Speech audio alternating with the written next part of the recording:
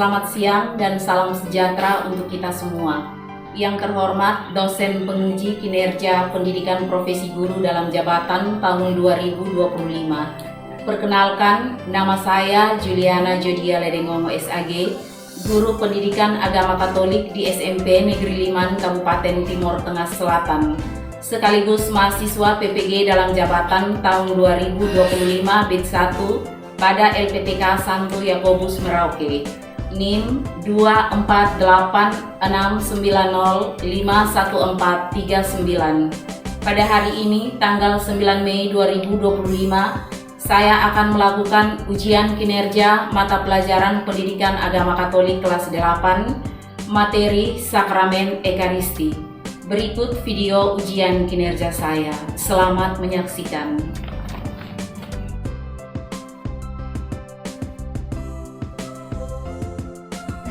Selamat siang anak-anak.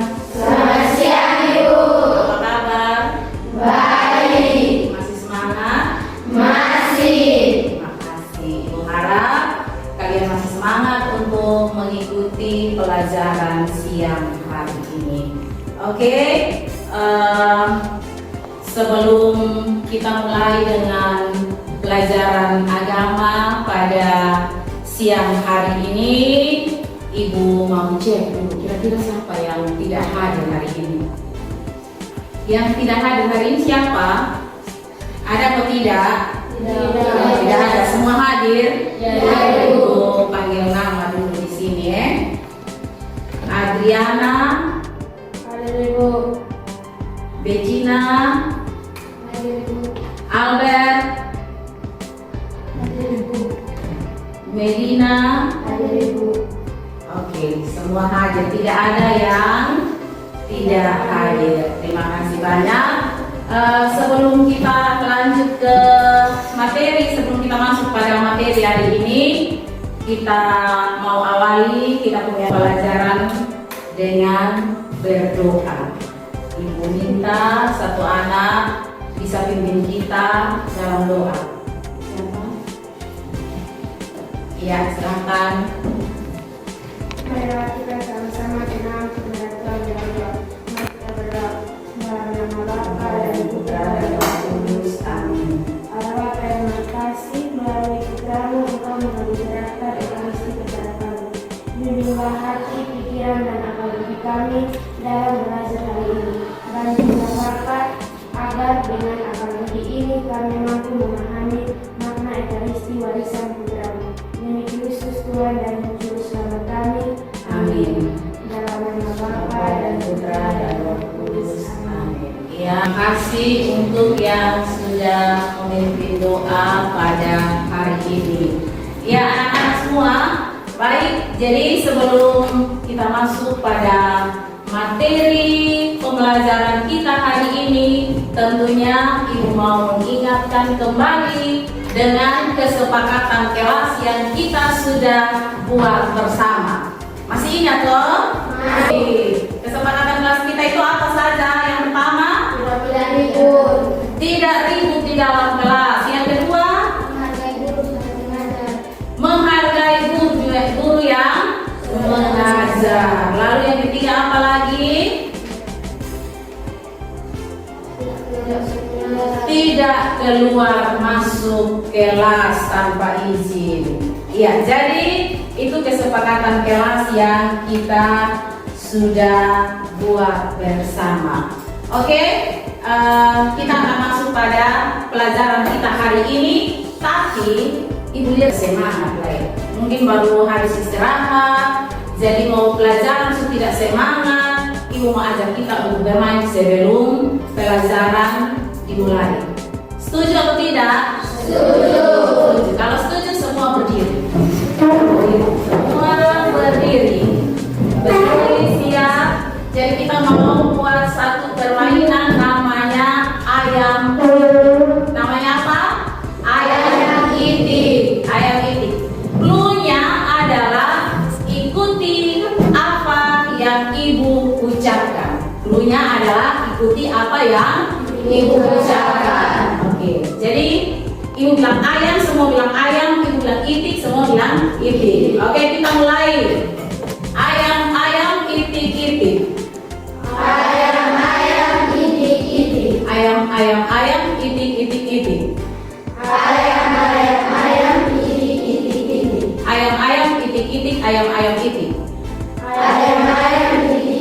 ayam itu. Ada berapakah ayam? Ada berapa ayam? Iya, tepuk tangan. Hari ini kita akan lanjut dengan kita punya materi itu tentang Ekaristi. Sebelum kita lanjut dengan materi sakramen Ekaristi, Ibu mau tanya, siapa yang masih ingat pelajaran minggu lalu? Iya, silakan. Sakramen baptis. Sakramen baptis. Minggu lalu kita belajar tentang sakramen baptis. Sakramen baptis itu adalah sakramen pertama dari 3 sakramen yang disebut sakramen inisiasi. Jadi dalam sakramen inisiasi itu ada sakramen baptis, ada sakramen ekaristi, dan sakramen krisma. Nah, sakramen yang pertama dari inisiasi Kristen itu adalah sakramen baptis. Nah, Ibu mau tanya lagi, apa yang kalian ingat dari sakramen baptis? Sakramen baptis adalah sakramen pertama yang kita terima sebagai orang Katolik. Iya, sakramen baptis itu adalah sakramen pertama yang kita terima sebagai orang Katolik. Jadi hari ini kita akan masuk pada materi sakramen ekaristi. Di sini ada beberapa tujuan yang mau kita capai dalam pelajaran tentang sakramen ekaristi. Tujuan yang pertama dari sakramen ekaristi itu adalah dengan bertanya jawab, peserta didik dapat menjelaskan arti kata ekaristi. Lalu tujuan yang kedua, melalui kegiatan dialog, peserta didik dapat menjelaskan makna bahwa ekaristi ada. Keempat, melalui bercerita, peserta didik dapat menuliskan 4 bagian dalam perayaan Ekaristi Kudus. Dan yang terakhir, melalui pengamatan, peserta didik dapat mendemonstrasikan sikap badan selama dalam perayaan Ekaristi. Dalam perayaan Ekaristi itu kira-kira apa yang paling kalian ingat setiap kali kamu mengikuti perayaan Ekaristi? Hal apa yang paling kamu ingat ketika kamu mengikuti perayaan Ekaristi? Ada imam yang menyatakan itu. Ada imam yang mengangkat hosti. Apa lagi? Ada bunyi lonceng kecil. Ada bunyi lonceng kecil. Lalu apa lagi? Ada umat yang duduk dan berdoa. Ada umat yang duduk dan berdoa. Lalu yang berikut lagi,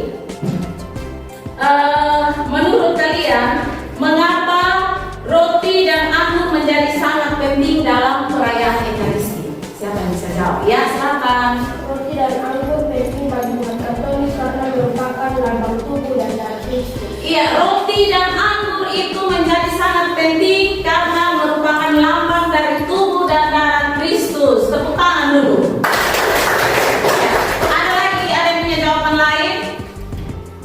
Iya, silakan. Roti dan anggur mengingatkan akan perjalanan terakhir Yesus. Roti dan anggur mengingatkan akan perjamuan terakhir antara Yesus dengan murid-muridnya. Tepuk tangan lagi. Iya, jadi itu adalah beberapa jawaban yang menurut kalian, apa yang kalian ingat berkaitan dengan perayaan Ekaristi. Kita lihat di depan, di situ sudah jelas bahwa setelah kita memahami tentang sakramen baptis sebagai langkah awal menjadi anggota gereja, sekarang Ibu minta coba kita bayangkan saat-saat di mana kita mengikuti sebuah perjamuan yang sangat istimewa. Masing-masing kita pasti pernah masuk ke tempat perjamuan yang sangat istimewa yang biasanya menghidangkan begitu banyak aneka makanan. Sekarang kita bayangkan kita ada dalam sebuah perjamuan istimewa. Nah, di dalam sebuah perjamuan biasa itu biasanya kita makan dan minum bersama untuk memelihara tubuh kita. Nah, dalam gereja Katolik itu ada sebuah sakramen yang disebut dengan sakramen Ekaristi atau disebut juga komuni kudus. Jadi dalam gereja Katolik itu ada sebuah sakramen yang disebut dengan sakramen Ekaristi atau komuni kudus. Ya, ada beberapa gambar, silakan kalian amati di situ. Itu ada imam yang sedang memimpin perayaan Ekaristi. Di situ ada imam sementara mengambil cawan yang berisi air anggur dan juga ada roti atau hostia di tangannya. Jadi silakan kalian amati. Ya, sudah? Semua sudah mengamati gambar yang ada? Sudah. Baik, Ibu mau tanya dulu. Ibu mau tanya, setelah kalian mengamati gambar yang ada itu, yang menjadi pertanyaan itu, pada saat kapan saja dalam perayaan Ekaristi kita harus duduk, berdiri, atau berlutut? Pada saat kapan kita harus berdiri, pada saat kapan kita harus duduk, atau pada saat kapan kita harus berlutut? Siapa yang bisa jawab? Ya, silakan. Pada saat duduk, saat kita mendengarkan bacaan-bacaan dari kitab suci, saat khotbah dari Romo, dan saat pengurus sudah selesai dilakukan. Saat berdiri, saat lalu membuka, saat pembacaan Injil, saat mengucapkan aku percaya, dan saat doa Bapa kami sebelum minum.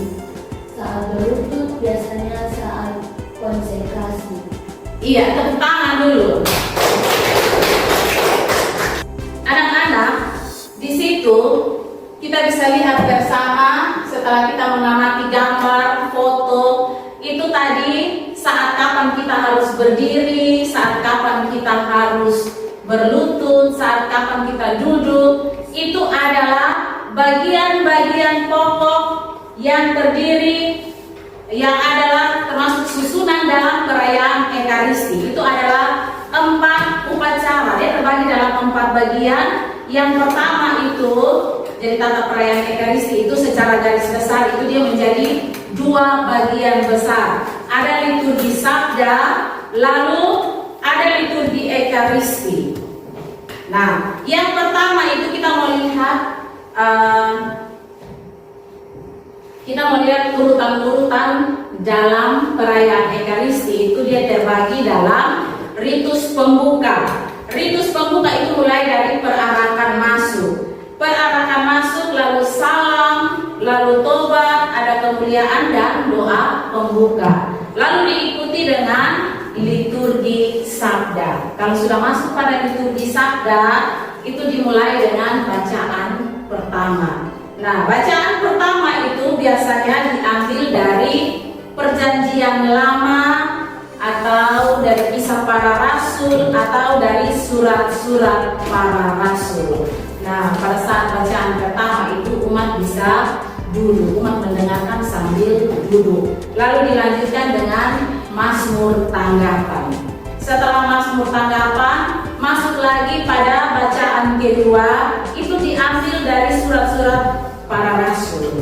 Itu diambil dari surat-surat para rasul dan umat mendengarkan sambil duduk. Lalu setelah itu, setelah bacaan kedua itu ada Haleluya. Haleluya itu adalah nada pengantar Injil sebelum imam membacakan Injil. Jadi setelah Haleluya dilanjutkan dengan bacaan Injil oleh imam. Bacaan Injil itu diambil dari Injil Matius, Markus, Lukas, Yohanes. Ada 4 pengarang Injil. Setelah bacaan Injil selesai, dilanjutkan lagi dengan homili. Homili atau biasa disebut dengan khotbah. Aku percaya lanjut dengan doa umat.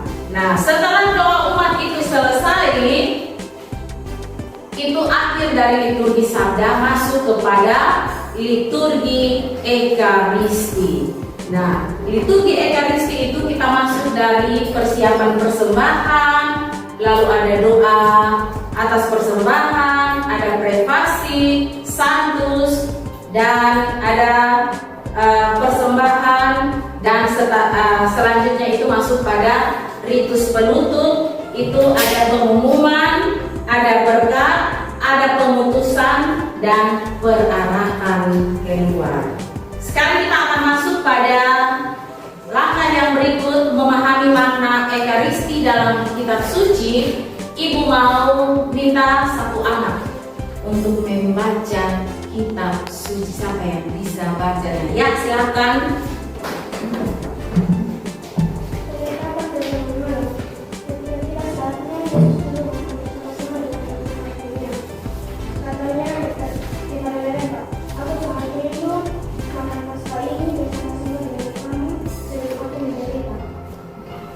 Ya, terima kasih.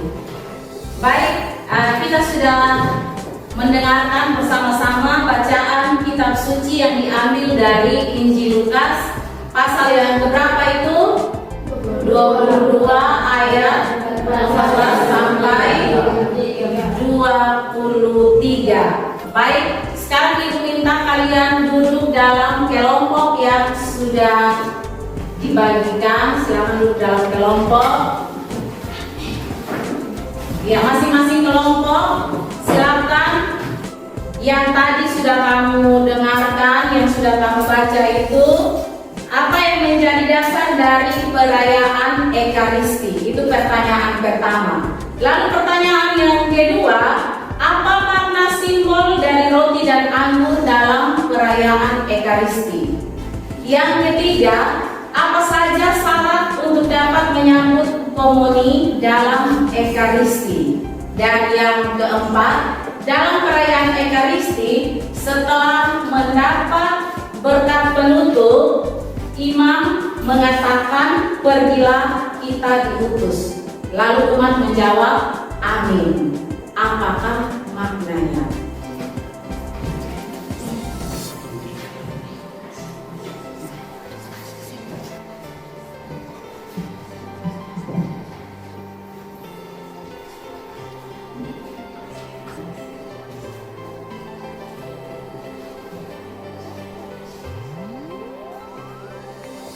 Sudah selesai? Sudah, Ibu. Semua kelompok sudah? Sudah, Ibu. Berarti semua siap untuk presentasi. Oke, kita akan presentasi. Kita mulai dari kelompok 1. Silakan kelompok 1 tampil ke depan untuk presentasi. Terima kasih atas waktu dan kesempatan yang telah diberikan kepada kami kelompok 1. Di sini kami akan mempresentasikan hasil diskusi kelompok kami. Soal nomor 1, apa maksud Kesukaan yang menginginkan kita pada tugas ini. roti mengingatkan kita akan perjamuan terakhir Yesus bersama murid-muridnya. Anggur mengingatkan kita akan perjanjian baru. Diskusi dan kelompok depan. Pertanyaan yang pertama, apa makna simbol dan roti? Apa jawaban? Kita diutus untuk membangun kerajaan Allah di bumi, menjadi agen. Iya, terima kasih, tepuk tangan semua. Masuk tempat, kembali ke tempat duduknya. Iya, terima kasih masing-masing kelompok yang sudah mempresentasikan hasil diskusi berkaitan dengan makna Ekaristi yang terdapat dalam kitab suci, khususnya dalam Injil Lukas pasal 22 ayat 11 sampai 23. Apa itu Ekaristi? Ibu mau menjelaskan apa itu Ekaristi? Ekaristi itu berasal dari bahasa Yunani Eukaristin yang berarti puji syukur. Ekaristi itu berasal dari bahasa Yunani Eukaristin yang berarti puji syukur. Maka perayaan Ekaristi di sini adalah yang pertama itu adalah ucapan syukur dan pujian kepada Bapa. Ucapan syukur dan pujian kepada Bapa. Yang kedua, kenangan akan kurban Kristus dan tubuhnya. Lalu yang ketiga itu adalah kehadiran Kristus oleh kekuatan perkataannya dan juga rohnya. Jadi dasar dari sakramen Ekaristi itu adalah peristiwa perjamuan malam terakhir Yesus dengan murid-muridnya pada malam sebelum ia ditangkap dan disalibkan. Sebelum menerima sakramen Ekaristi atau komuni kudus, kalau kita merasa bahwa kita dalam keadaan berdosa, maka kita harus melakukan pengakuan dosa. Nah, dengan menerima tubuh Kristus bersama umat yang lain, maka di sini kita dipersatukan dengan Yesus Kristus. Lalu dipersatukan dengan semua umat yang juga sama-sama menyambut apa? Menyambut tubuh Kristus. Itu adalah beberapa peneguhan yang Ibu sampaikan berkaitan dengan materi kita hari ini. Jadi tadi sudah dijelaskan dari hasil diskusi itu, ya masing-masing kelompok sudah menegaskan bahwa roti tadi dia melambangkan tubuh Kristus yang dipecah-pecahkan dan diserahkan sebagai kurban untuk menebus dosa. Lalu anggur itu dia melambangkan darah Kristus yang dicurahkan sebagai perjanjian baru antara siapa dengan siapa? Allah dan manusia. Sampai di sini bisa paham? Bisa mengerti? Bisa. Iya. Jadi kita sudah tahu makna dari sakramen Ekaristi itu apa, roti itu dia melambangkan apa, anggur itu melambangkan apa, semua sudah mengerti, semua sudah berdiskusi, sudah tahu jawaban dari sakramen Ekaristi yang sebenarnya itu seperti apa. Ibu minta semua duduk tenang, tidak pegang-pegang lagi. Kita coba semua ibu minta untuk tutup mata, hening. Lalu kita mau berefleksi bersama. Setelah kita belajar tentang sakramen Ekaristi hari ini, kita sudah belajar tentang tubuh dan darah Kristus. Silakan masing-masing merenung dalam hati sejauh mana kalian memahami tentang makna perayaan Ekaristi. Lalu yang kedua, bagaimana perasaan kalian setelah mengikuti perayaan Ekaristi, dan bagaimana sikap kalian selama ini dalam mengikuti perayaan Ekaristi? Apakah kalian sungguh-sungguh berdoa ataukah hanya sekedar ikut-ikutan? Silakan berefleksi di dalam hati kalian. Kemudian ibu minta bangunlah niat dalam hati kalian masing-masing untuk selalu terlibat aktif dalam mengikuti perayaan Ekaristi.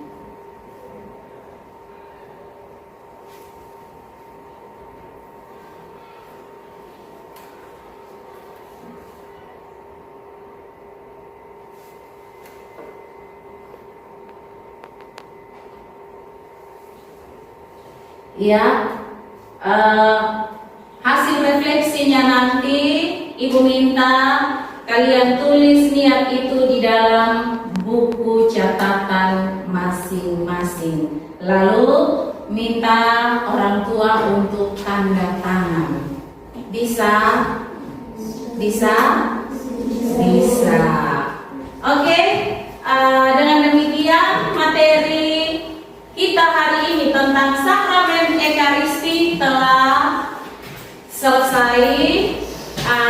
Dan sebagai informasi, minggu depan kita akan belajar tentang sakramen penguatan atau yang biasa disebut dengan sakramen Krisma. Ya, sakramen penguatan atau sakramen Krisma. Jadi silakan silahkan kamu cari hal-hal yang materi-materi yang berkaitan dengan sakramen Krisma. Baik, itu saja yang Ibu sampaikan. Jadi tugas tadi itu silahkan catat revisi yang sudah Ibu sampaikan, tanda tangan orang tua. Bisa toh? Bisa. Oke, bisa. Sekarang Ibu minta satu orang untuk menutup pelajaran hari ini dengan doa. Silakan yang bertugas. Kita semua berdiri.